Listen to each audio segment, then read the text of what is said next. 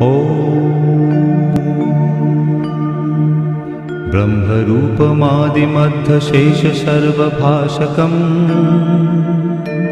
भावषट्कहीनरूपनित्यसत्तमद्वयम् वङ्मनौति गोचरं च नेति नेति भावितम्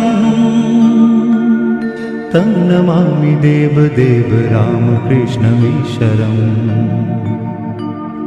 आदितेयविहरं शूरारिदैत्यनाशकम्